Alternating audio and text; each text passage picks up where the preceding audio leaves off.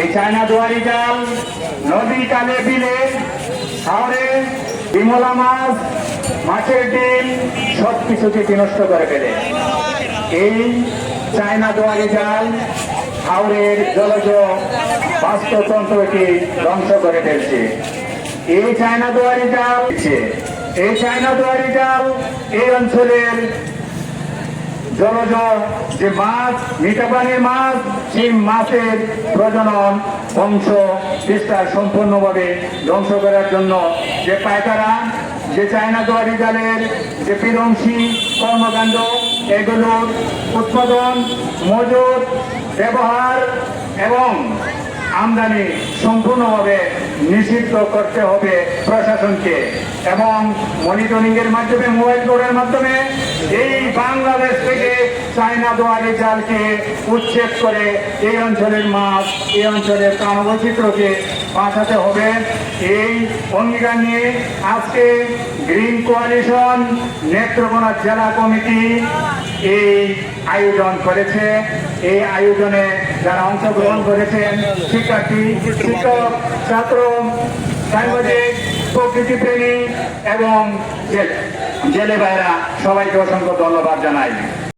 আপনাদের এই কর্মসূচি অব্যাহত থাকুক। এই দুষ্ট মানুষের বিরুদ্ধে আপনাদের অভিযান, এই অভিযান যদি অব্যাহত থাকে, অন্ততপক্ষে সমাজ রাখার কোন সত্য না, এটা জনগণের সত্য। আমরা মাঝে মাঝে থাকতে চাই। আমরা মহোদয়কে আপনি শুনছেন কিনা জানি না, হয়তো কোনো লাইভের মাধ্যমে আপনি দেখতে পাচ্ছেন, আপনার একটা টান আছে, মোহ আছে, প্রেম আছে। আপনি এই হাওড়ের দুই ঘর এবং দুই মুঠি ভাত পাতা চান, বন্ধ করুন অবিলম্বে, এবং এগুলোর জন্য বিশেষ এই মিঠা পানির মাছ আজকে বিলুপ্তির পথে। এই মিঠা পানির মাছকে বিলুপ্ত হওয়ার কারণে আজকে আমরা যেমন অর্থনৈতিকভাবে যেমন আমরা দুর্বল হয়ে যাচ্ছি, ঠিক তেমনি আজকে আমরা সেই পুষ্টিকর সুস্বাদু মাছ থেকে বঞ্চিত হচ্ছি।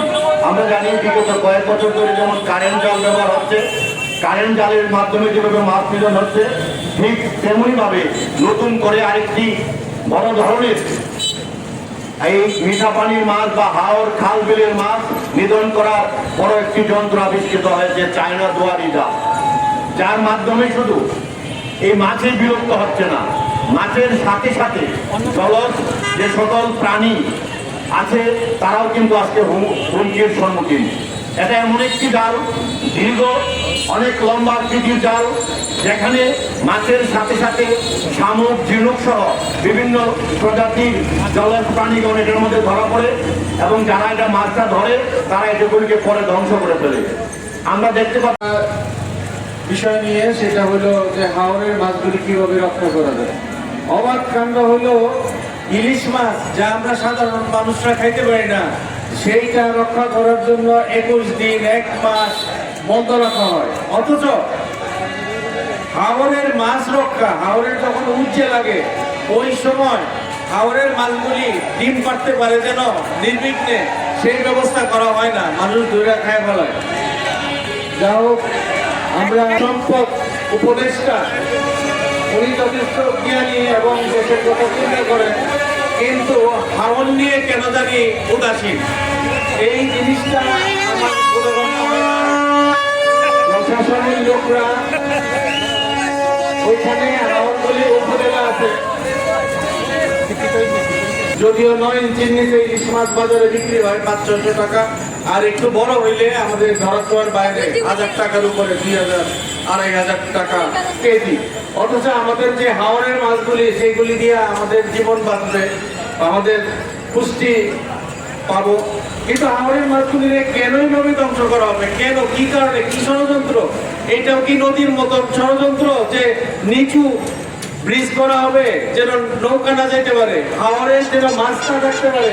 এইটাও কি একটা আন্তর্জাতিক ষড়যন্ত্র? আর নাহলে চায়নার যে জালগুলি, নিষিদ্ধ জালগুলি যেদিক দিয়ে আসে, সেগুলি কেন সরকার বা কাস্টমস বা এনবিআর ধরতে পারে না, পুলিশ ধরতে পারে না? কি কারণে এইরকম উদাসীনতা কেন?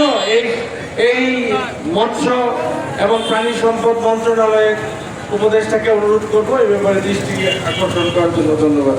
কিংবা আরো পোনা মাছ থাকে, ছোট বড় সব ধরনের মাছ এই জালের বাড়ি খেয়ে অন্যান্য মাছ মারা যায়।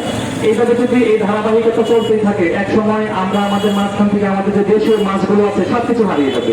এই জন্য আমি এটা ঘোর বিরোধিতা করছি এবং এটা যেন বিলুপ্ত হয় সেজন্য প্রশাসনের কাছে আবদার রাখছি। ধন্যবাদ। পারি না, এর জন্য এগুলো সমস্যা হয়। আমি ক্লাস 10-এ পড়ি। আমি স্কুল থেকে অনেক জায়গা থেকে দেখতে পাই খালে বিলে মাছ অনেক মানুষই ধরে, কারেন্টের জাল ব্যবহার করে। তার জন্য আমাদের দেশে অনেক ক্ষতি হয়ে থাকে। এই অঞ্চলের মাছ, এই অঞ্চলের প্রাণ বৈচিত্র্য সুরক্ষা করার জন্য আজকে এই মানববন্ধনের আমাদের প্রাণীর ভাই আছেন।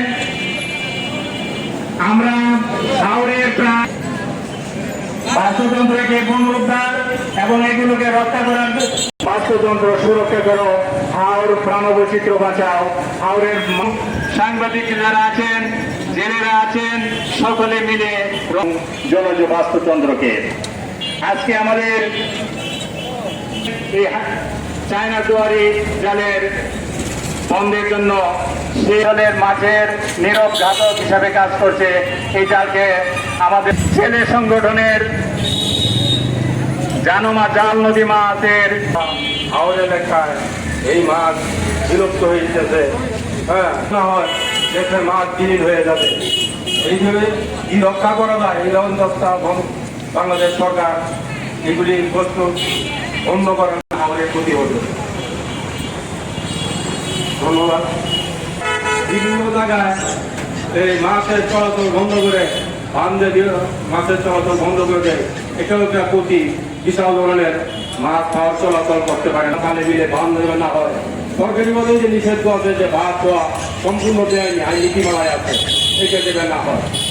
এটা আপনারা রক্ষা করবেন। আমরা দিয়েছি হচ্ছে যে অতিরিক্ত যাওয়া আবশ্যক আছে।